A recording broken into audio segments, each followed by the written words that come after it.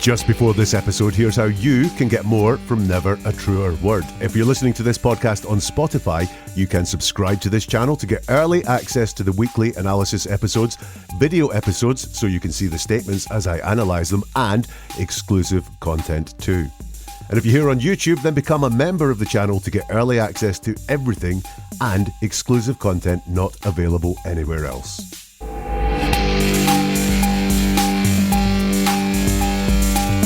To find out what a person talking wants you to believe, it's often as simple as looking at the words they repeat over and over. Welcome to Never a Truer Word, where we look at the words that people choose to use to see if they're telling the truth, the whole truth, and nothing but the truth, using my statement investigation process, which anyone can learn to give themselves an advantage in understanding the people all around them. This is part 2 of my look at Amanda Knox and how she describes the morning it was discovered her housemate Meredith Kercher had been murdered.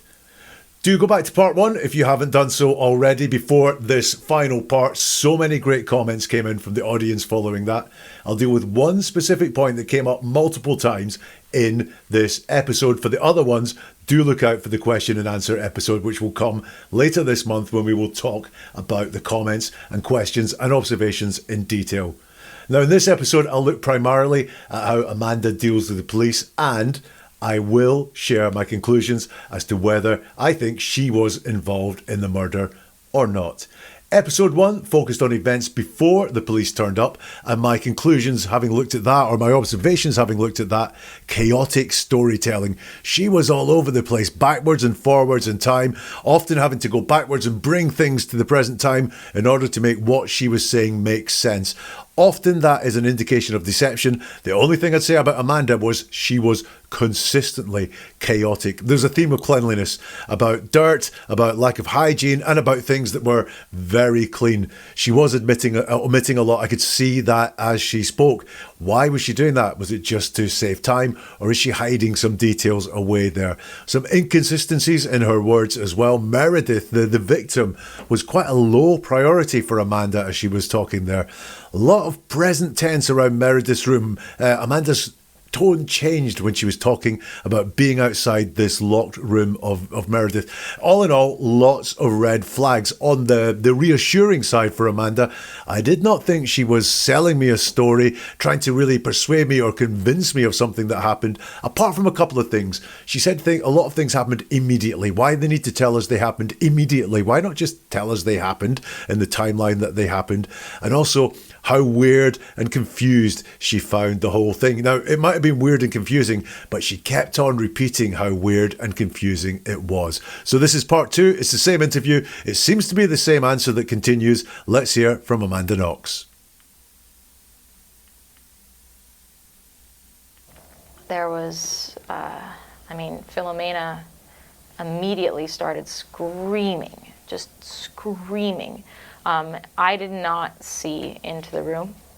I was away, so I didn't really, all I heard from her was blood and a foot.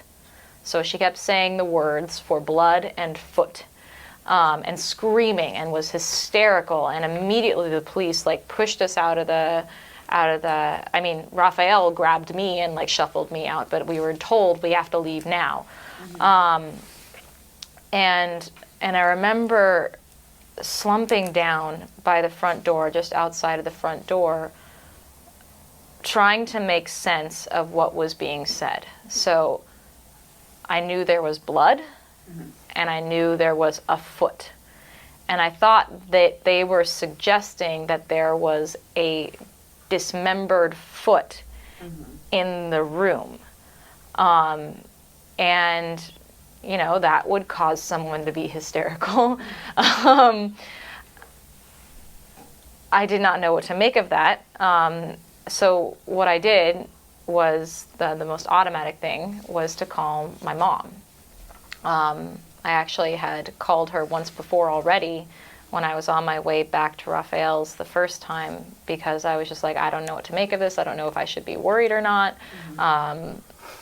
So I asked her advice, and she said to ask Raphael. And this time I just told her, Mom, I don't know what's going on. They say that there's a foot in Meredith's room. And like, she was like, what are you talking about? Like, just as shocked as I was. And I was like, look, I don't know what's happening. Like, give me a second. I need to talk to Raphael. He needs to talk to the other people. Like, I need to figure out what's going on. And so that, just outside of the house that morning, was just incredibly confusing.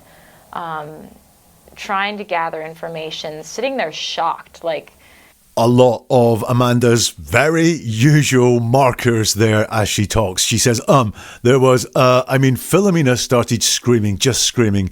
I did not see into the room. I was away, so I didn't really, all I heard from her was blood and a foot. I get the impression here, again, she's creating distance, that she did not know what was inside this room when it was opened. One of the markers of that, apart from just the fact that she feels the need to tell us that she did not see inside the room, is she says, I was away, so I didn't really. And it's that really that qualifies it. That means really, it doesn't mean 100% totally. What really means is mostly. So she did see into the room. I think this is an attempt to create a little bit of distance between Amanda and what happened. She continues saying, so she kept saying the words for blood and foot. I imagine that means the Italian words for blood and foot. And screaming and was hysterical. And immediately the police pushed us out of there. Raphael grabbed me and he shuffled me out, but we were told to leave now. Out of the where? Immediately the police pushed us out of the, and she doesn't say out of the what, she doesn't say the what, she says out of the, Raphael grabbed me. Now, was that she pushed us out of the room, she was going to say, but she's already told us, and I think maybe a little bit deceptively, that she wasn't in the room, so she doesn't quite know what to say. And then again, we've just got one of these great Amanda Knox things where she says something and then kind of corrects it.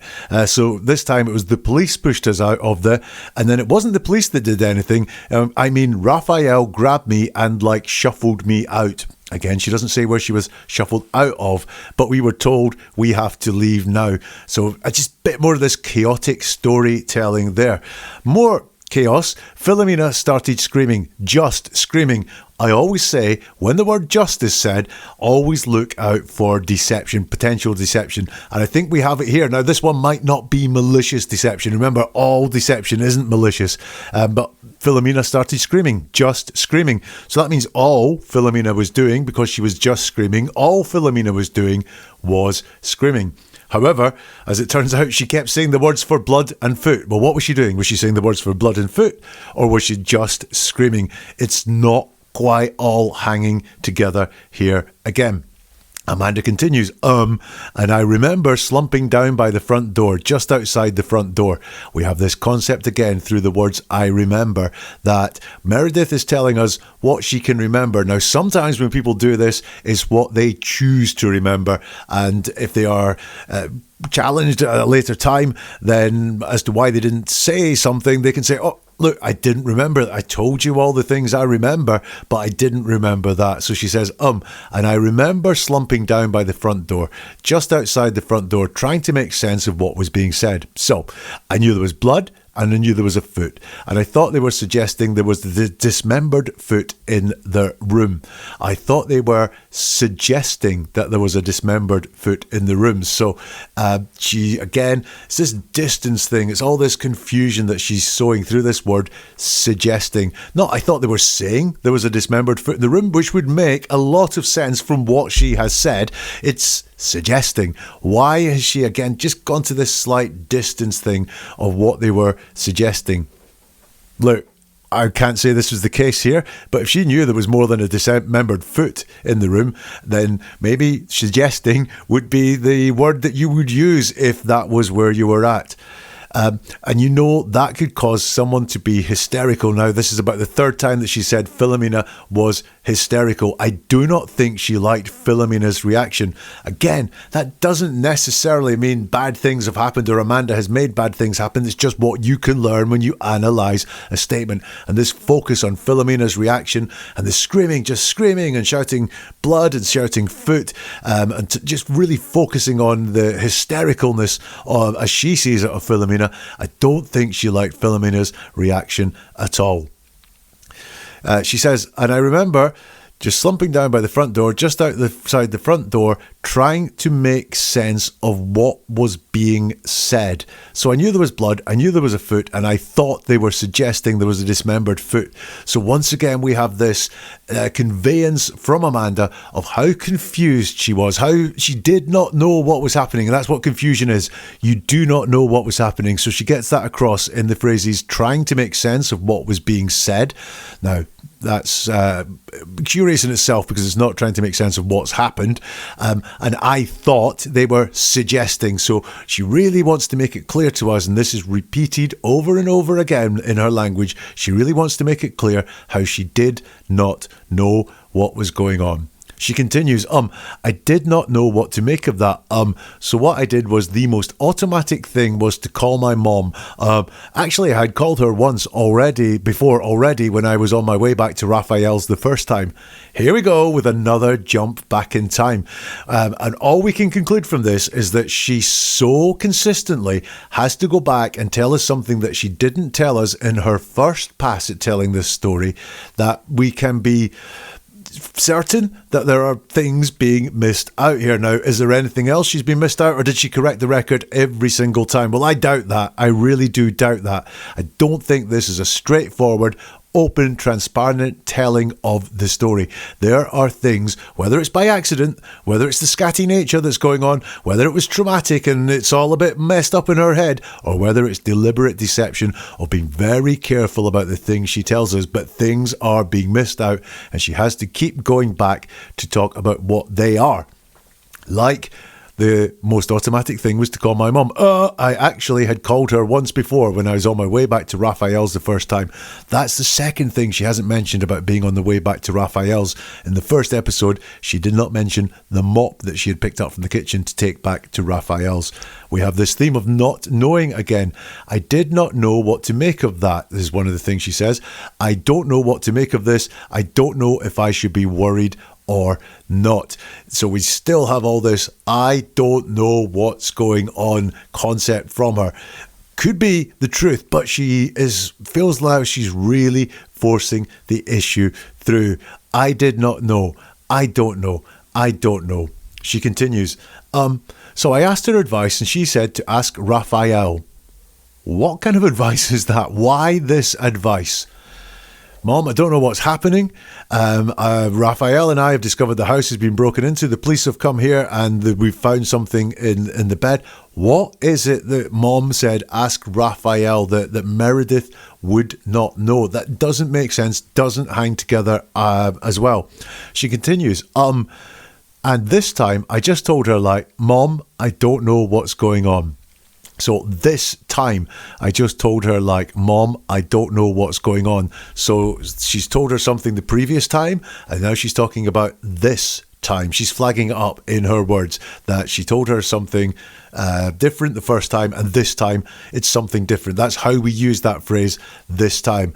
Last time, I didn't get a game when I decided I was going to play football. This time, I did. It's a comparative statement. However, if we look at what she said, I called her once before already when I was on my way back to Raphael's the first time because I was just I don't know what to make of this. I don't know if I should be worried or not.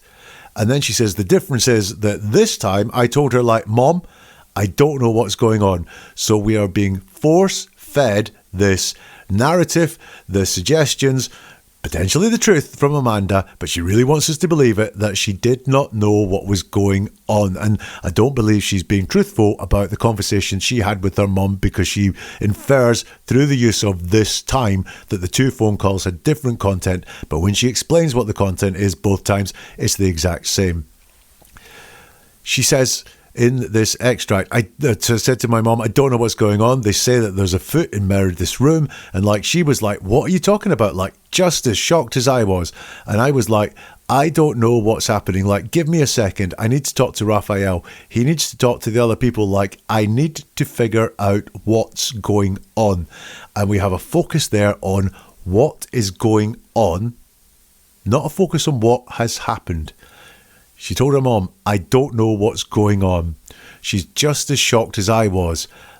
I don't know what's happening, present tense. I need to figure out what's going on. Interesting use there of the sort of the present tense as she saw it at the time. So what happened was that her flatmate was murdered, and she has worked out that this happened at some point during the previous night in her telling of the story. So that's what's happened. Right now she's worried about what's going on, and that's the police are in the house. That's what's going on. The police are in the house. They've thrown them out. She obviously is not aware of exactly what the police are doing in the house, and her focus there is on not on what's happened, not on what happened to Meredith, but on what's going on. She continues, and so that just outside that morning was just incredibly confusing. Trying to gather information, sitting there shocked like.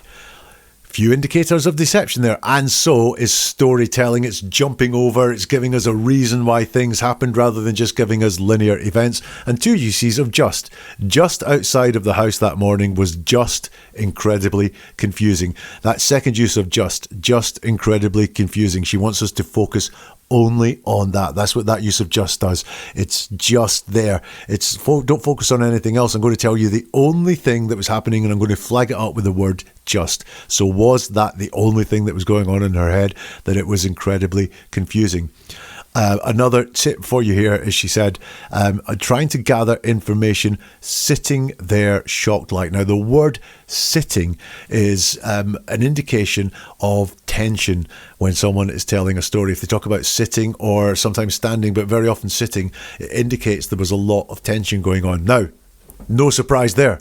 Her flatmate, her roommate, had just been found murdered. She was very close to discovering it and had discovered a break-in and so on. So anyone would be tense there. It's just a little tip for you there. The word sitting often indicates tension. We have more of this Amanda Knox narrative here. It was incredibly confusing. Wasn't just confusing, it was incredibly confusing. So she's turning up the severity of how confusing it was there, because if something's confusing, it's confusing. If it's incredibly confusing, it's still confusing. She said she was trying to gather information, not know what happened here, but gather information. I think this goes to the worry of what was going on in the house, what was actually happening there. And she was sitting there shocked. She really wants to tell us she did not know what was going on. Let's have some more from Amanda. You never expect to come home to that. And I never thought that was like even the worst possibility of what was happening. I really relied on Raphael to ask questions for me, and he relayed back various information that it was Meredith, that her body was wrapped up in a blanket and stuffed in a cupboard, is what I understood from what people were saying. They said that there was blood everywhere. They were talking about her throat being slit. And I couldn't picture it. It just seemed so strange, because it's like one thing to see a scene like that on CSI or whatever, and it's another one to imagine someone you actually know, like some living person who you just talked to yesterday in those conditions. And so I was really struggling with it. I was very scared, and I was very confused.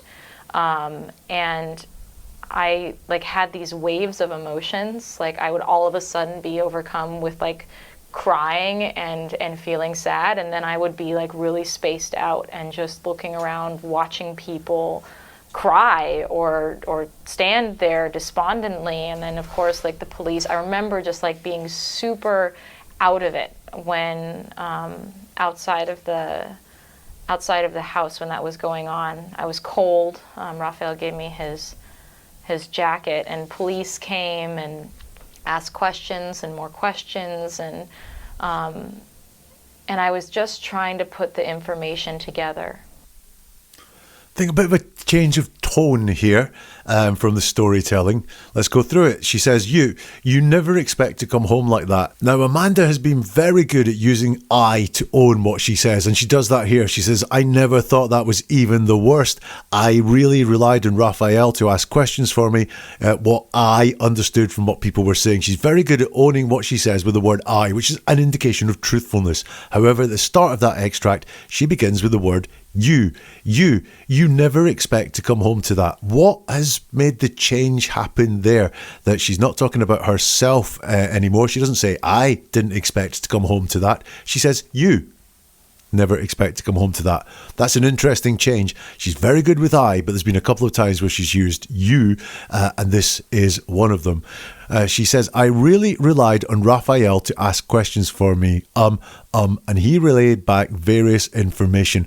Again, this feels like a little bit of distance here, which is that Amanda wasn't at the centre of things. She was letting other people be at the centre of things. She was standing back from all of this, and she relied on Raphael to ask questions for me. He relayed back various information. She then says some things about Meredith, and she says, that's what I understood from what people were saying. Oh, wait a minute, are you getting your information from Raphael and he relaying back various information, or are you understanding that from what people were saying? Once more, Amanda's words don't massively hang together. We can see in this whole extract here, you never expect to come home to that. I never thought that was like the worst possibility of what was happening. I relied on Raphael to ask questions. He relayed back various information. This gives the state of Meredith. That's what I understood from what people were saying. You can see at this point her focus is on facts and process and not on emotion. Something else in Amanda's favour, as well as all this use of I, apart from when she says you, is the fact that when she's talking about Meredith, she does not downplay what happened to Meredith at all. Very often people accused of serious crimes and people guilty of serious crimes will downplay the severity, and they'll talk about things like, I didn't do it, rather than I didn't murder that person. And here she talks about Meredith stuffed in a cupboard, which is not downplaying what happened there at all. Although you'll understand that this was second-hand information to Meredith. That is what I understood from what people were saying. She really wants us to know she didn't know anything about this. She continues, they said there was blood everywhere. They were talking about her throat being slit. So we've got blood everywhere and throat being slit. Once more, not downplaying what was going on in any way whatsoever. A reassuring factor. However, again, we'll see that she's not just saying that as a fact. And, this is now an established fact. And when she gave that interview, it was an established fact. But she's making sure that she did not have this information firsthand. She's making sure that we know she got that email secondhand. She carries on. I couldn't picture it. It just seems so strange, because it's like one thing to see a scene like that on CSI or whatever, and it's another to imagine someone you actually know, like some living person who you just talked to yesterday in these conditions, and so I was really struggling with it. Now that sounds quite empathetic, but if you look at what the lines are, things like, I couldn't picture it.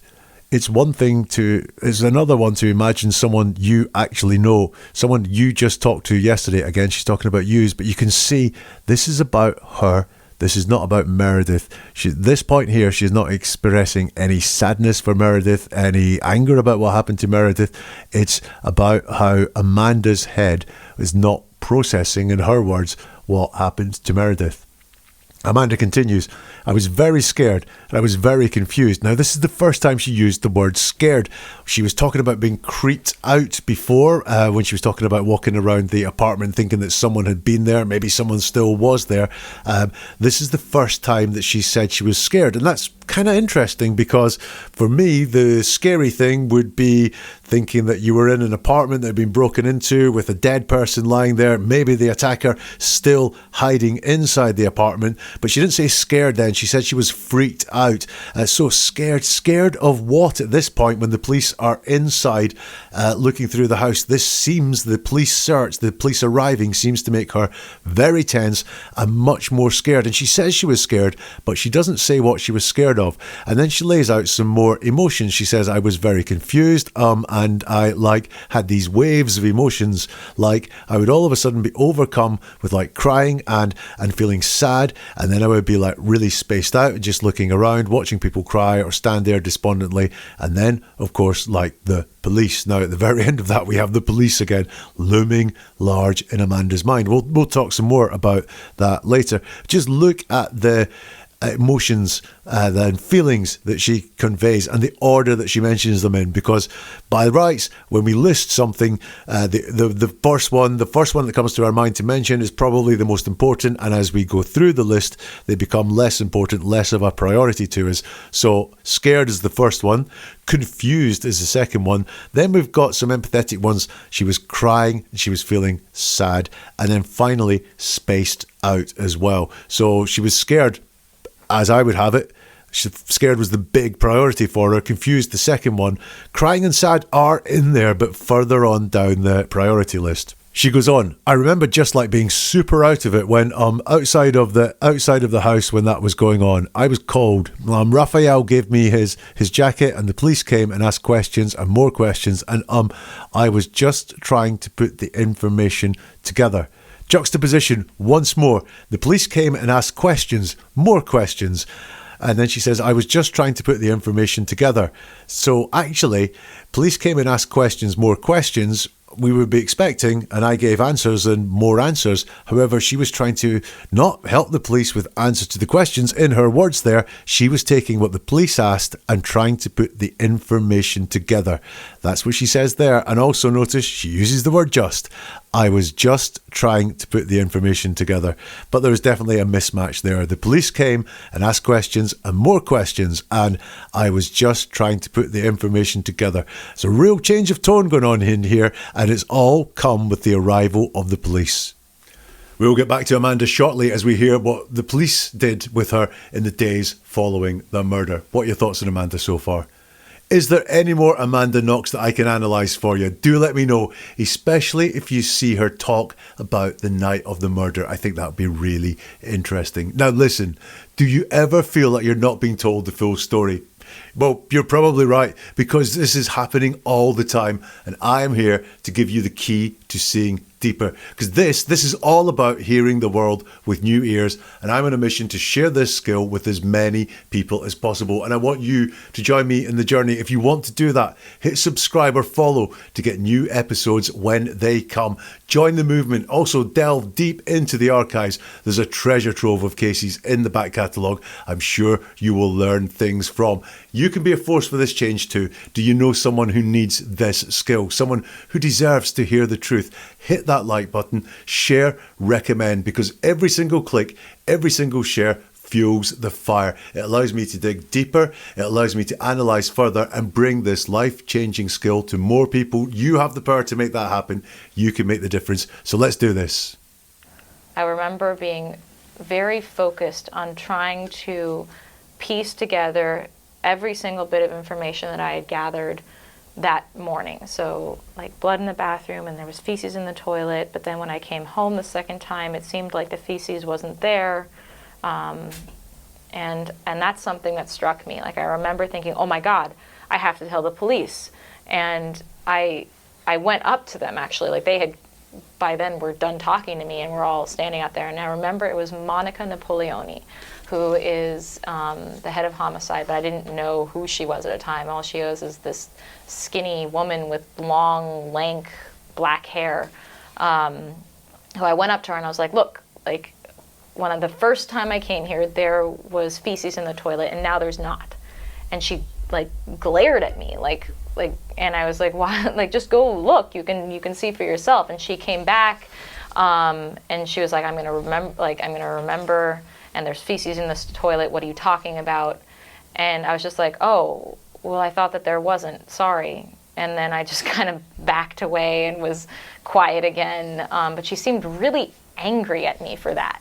And I was really confused. Like I was almost making fun or something, like I was trying to get in her way or something. But I had gone up to her, like legitimately, like I saw that there wasn't shit in the toilet when I came back the second time, and what ended up happening was it had slid down from in the bowl, and so I didn't see it.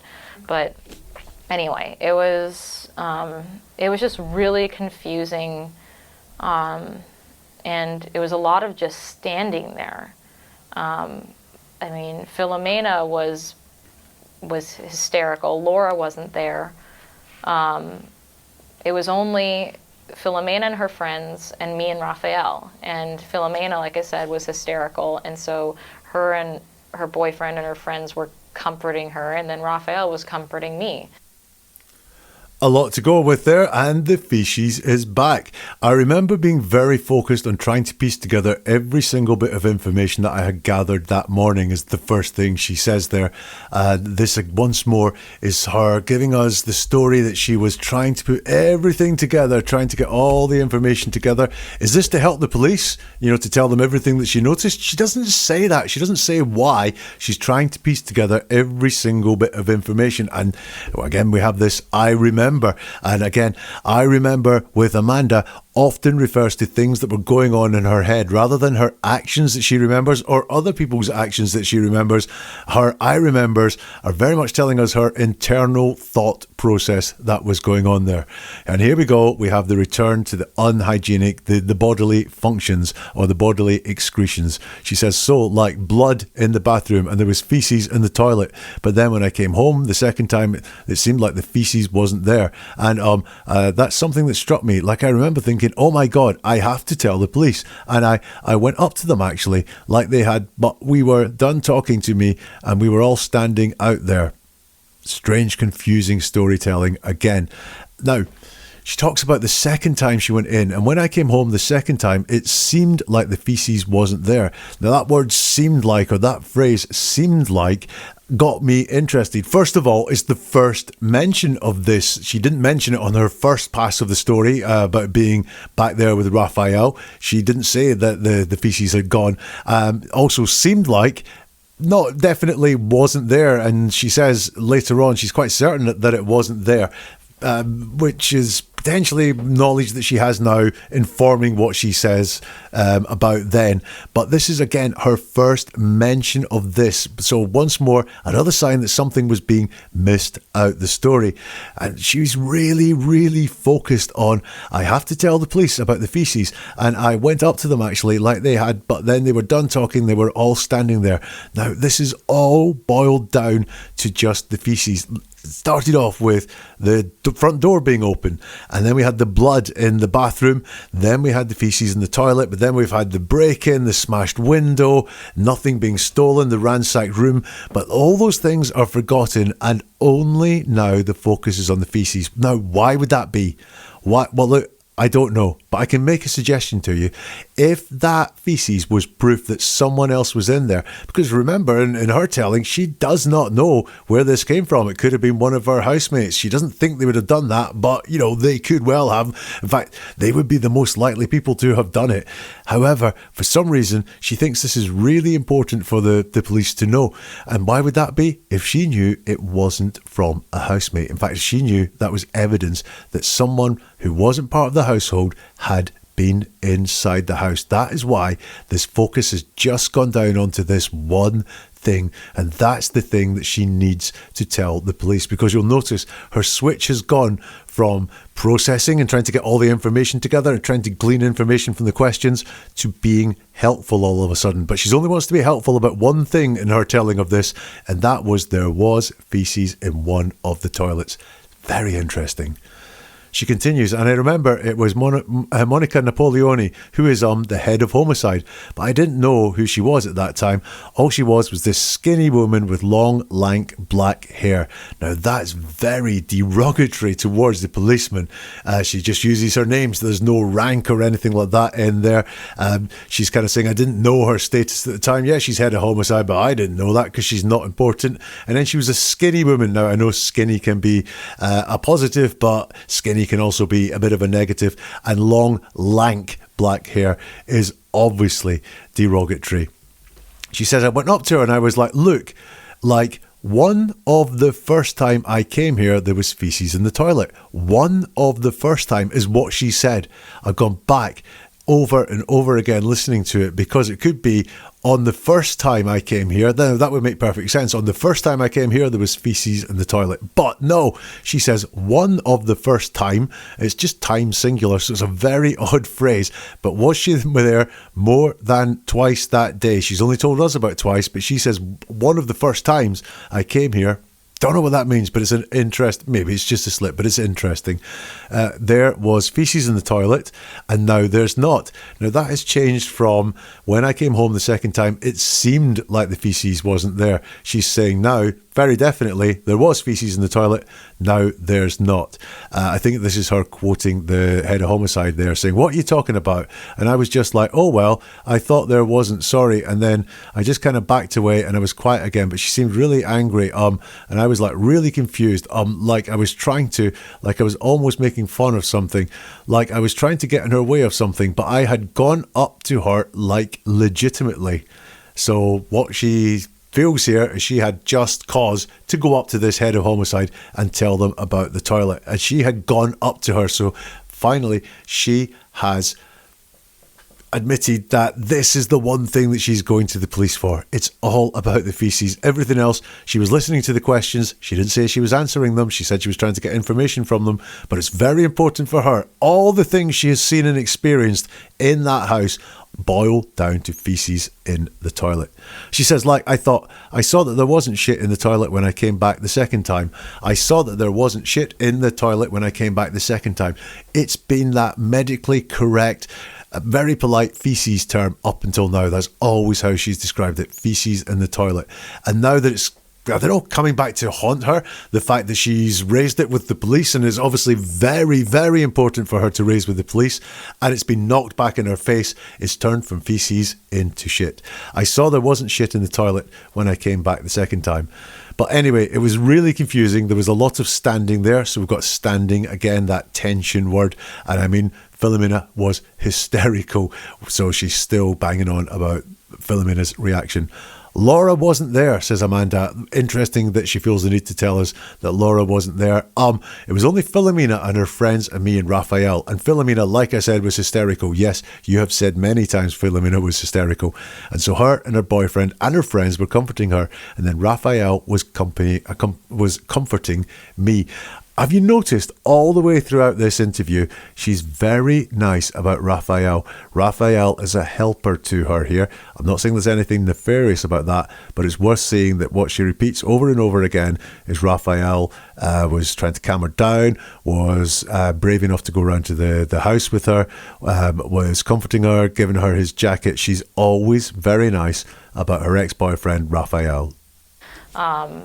And like I said, just waves of like really high emotion and then feeling just completely overwhelmed by the greatness of it that was inconceivable.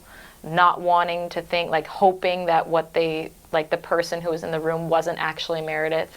I was really, really thinking that, because when I heard that they said that it was a body wrapped in a blanket, I thought, well, then how do they know it's her? Like, how do they know? But then at the same time, like they said that her throat had been slit. And so, of course, they would have seen.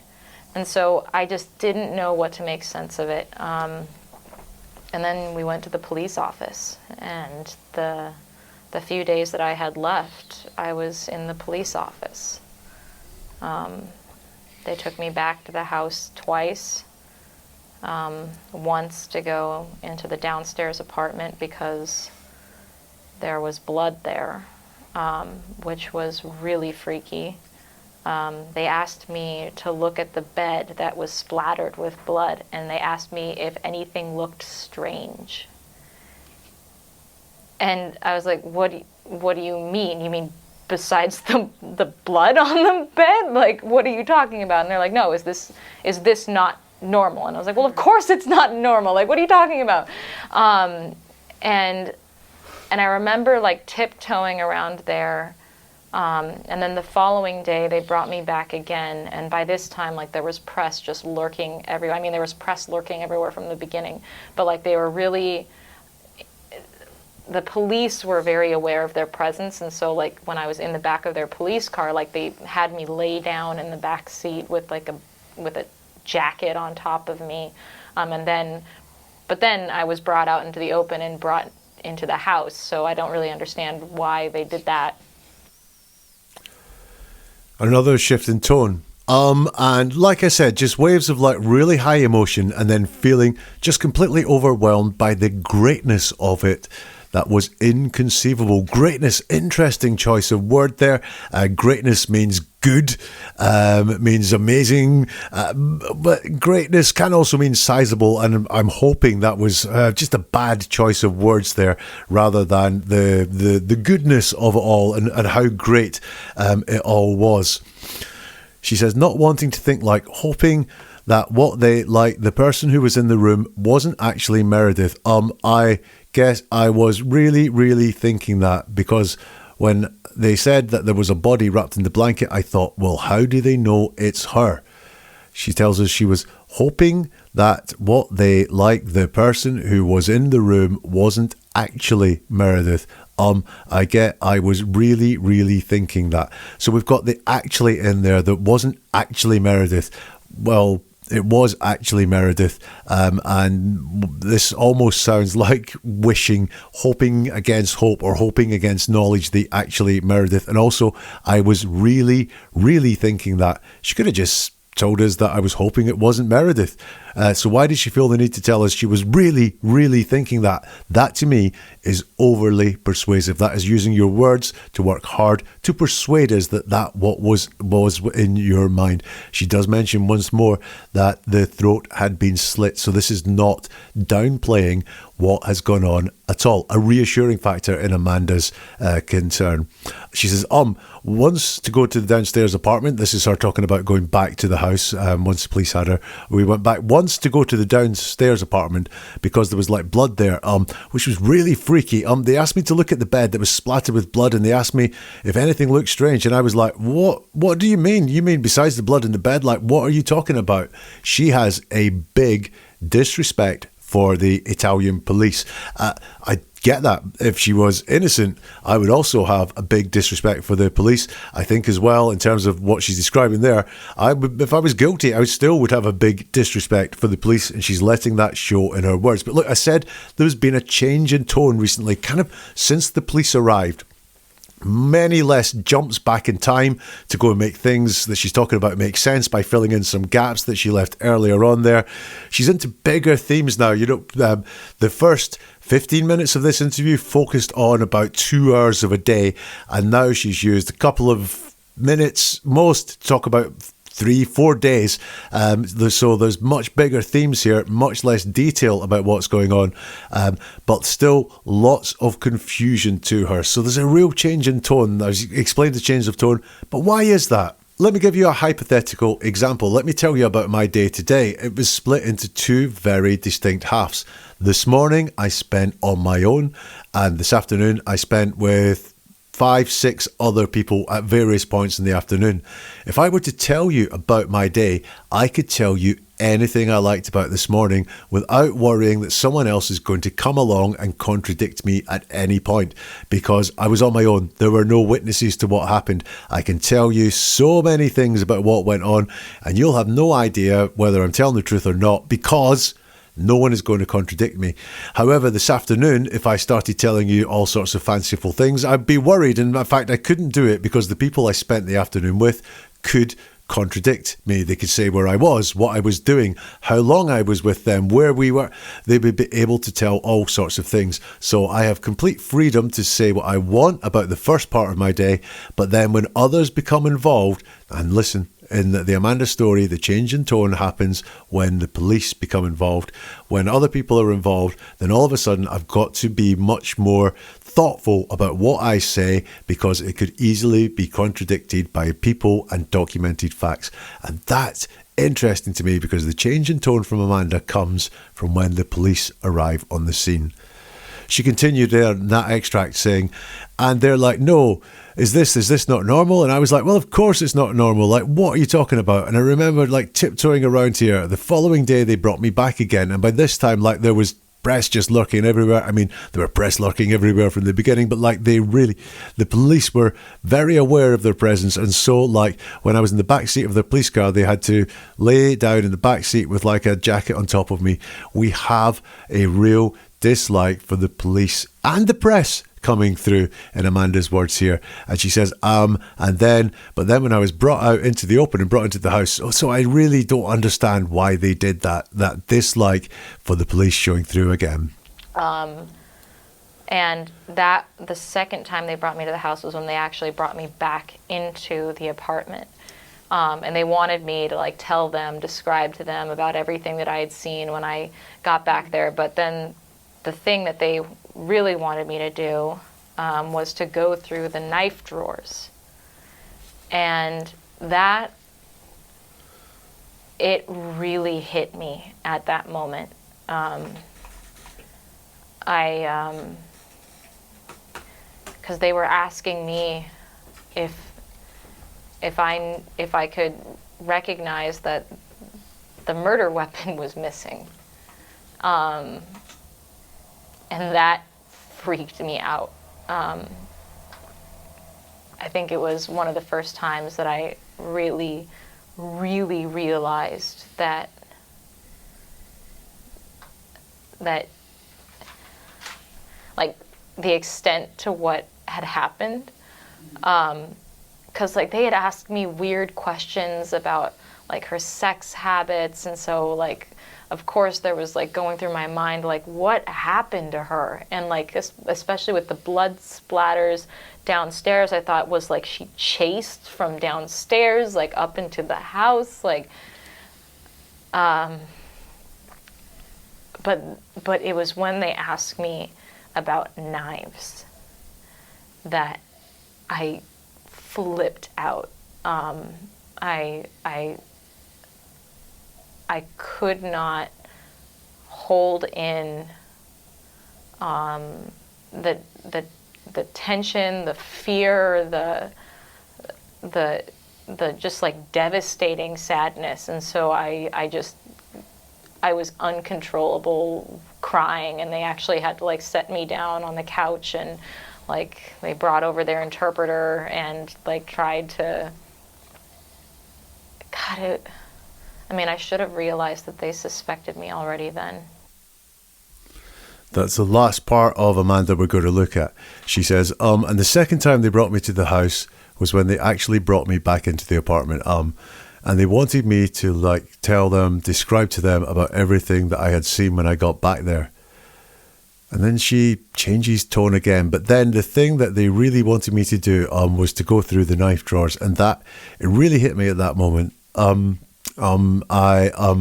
Because they were asking me if I could recognize the murder weapon was missing, and that freaked me out. I think that was one of the first times that I really, really realized that like the extent to what had happened. Very stumbly, lots of if I could recognize the murder weapon was missing, and she then says, I think that was one of the first times that I really, really realized like the extent to what had happened. So she just thinks it was one of the first times, and it was just one of the first times. So she has realized the extent to what has happened. But again, reassuring, she calls it the murder weapon, not downplaying again what it was. She could have downplayed that and said, if I could recognize the knife that was missing, but no, she calls it the murder weapon. And she says that freaked me out. I want to know why that freaked her out quite so much. It's entirely possible this could be real, but why was that? Why was asking if she could recognize the murder weapon? Why was that what freaked her out? Is it because she felt she was in some sort of choice of either she says no and they think she's lying, or she says yes and they think she's a murderer? I don't know. She doesn't explain, but I'd really like to know what freaked her out. And she's moved to the past tense. That was the first time I realized the extent to what had happened. That is in the past tense, so it's not this what's going on now.